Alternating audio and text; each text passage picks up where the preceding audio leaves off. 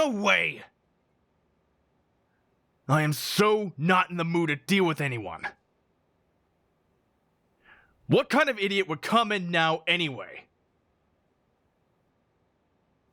Don't they know that Infernalis is closed for the night? I thought I told August to handle anyone asking about the club today. Fine. What the hell do you want? Oh, wait a second. It's you. You're that human from the other day who came looking for me.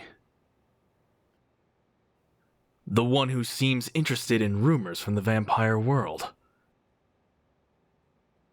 Does it surprise you that I remembered, little lamb? Of course I did. Your face is too memorable to slip my mind. Your boldness is pretty memorable too. Delving into the world of vampires so you can satisfy your curiosity about us is as reckless as it gets. But most people would say I'm quite the reckless one myself. Anyway, I wasn't expecting guests today, but since it's just you, I guess it's okay to meet for a while. Given how much you love digging around this kind of stuff, I'm sure that means you know what happened the other day, don't you? Even if investigating vampire rumors wasn't your weird hobby, it wouldn't surprise me that you found out about the incident. Though vampires do prefer to operate in the shadows, news of this magnitude always tends to reach human ears one way or another. Yes, that's right. There was an attack on the werewolves recently. A big one, too. Not enough to wipe them all out, of course, but it still caused a significant amount of fatalities and damage. My initial reaction was pure anger when I learned about it. I should have been the one to carry out the attack. Yet someone else dared to beat me to it. Of course, the first suspect to come to mind was none other than that sneaky old bastard Roman. Vampires are underhanded and secretive. It wouldn't have surprised me if he'd gone ahead and launched the strike behind my back.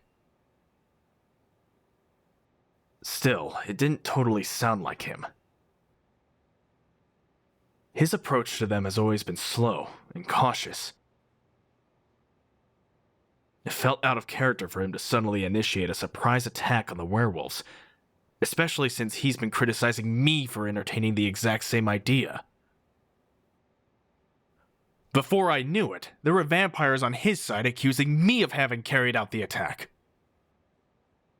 I mean, if one of us was going to make that kind of move, it would make sense that it would have been me.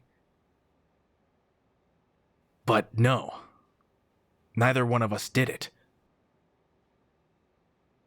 The leader of some other damn clan beat me and Roman to the punch. The nerve of that bastard, swooping in like that. I'd never even heard of them before. It makes my blood boil.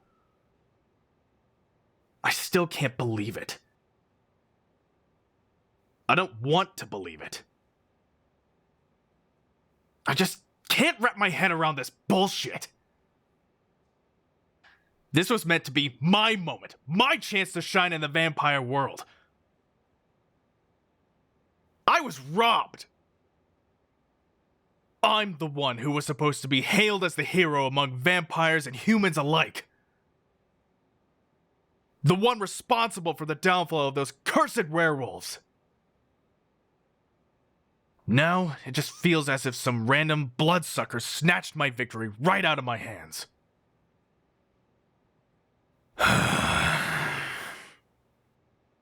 Oh, and if you can believe it, it gets even worse. Not surprisingly, Roman was pissed off at the unknown vampire clan too. He has his own reasons for getting revenge on the werewolves, even though, of course, I should have been the one to get to do it. So that's when August suggested that maybe I could talk Roman into joining my side. Form an allegiance with him, you know?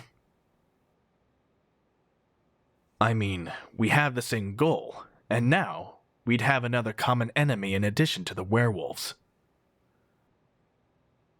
Maybe if we joined forces, we'd be able to get back at that random clan for striking first.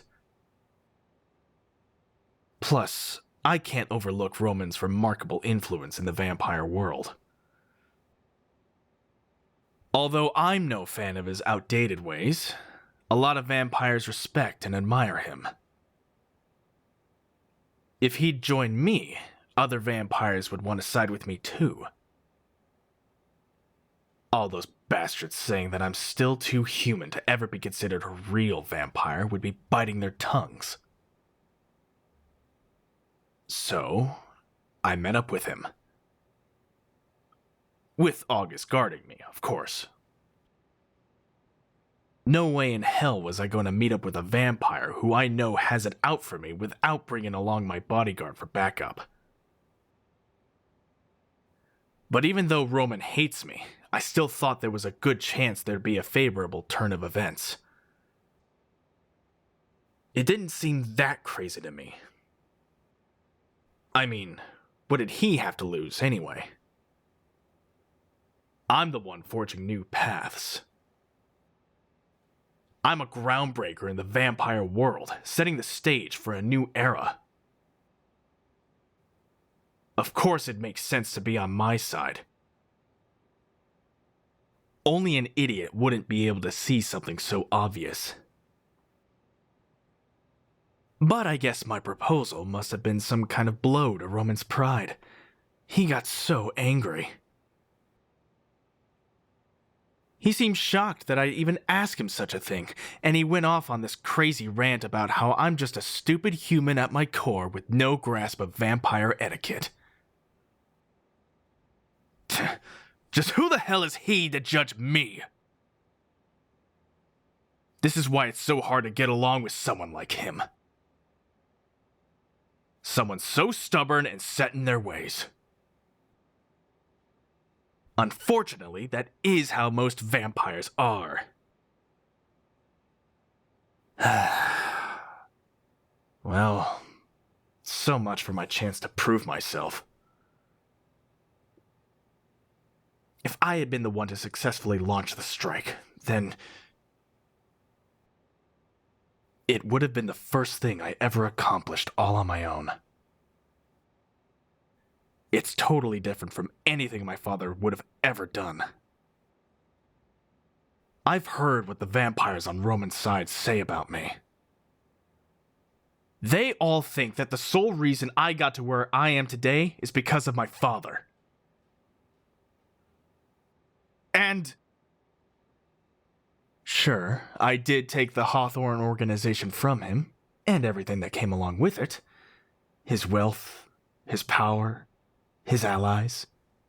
All of it was my father's before I was turned into a vampire.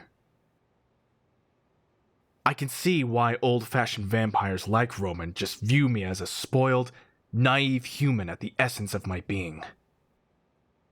But if I had launched the strike, they wouldn't see me that way anymore. The attack would have been something I did all by myself. I finally had the perfect opportunity to prove my worth to everyone who ever doubted me. But it got ripped straight out of my hands. Fuck.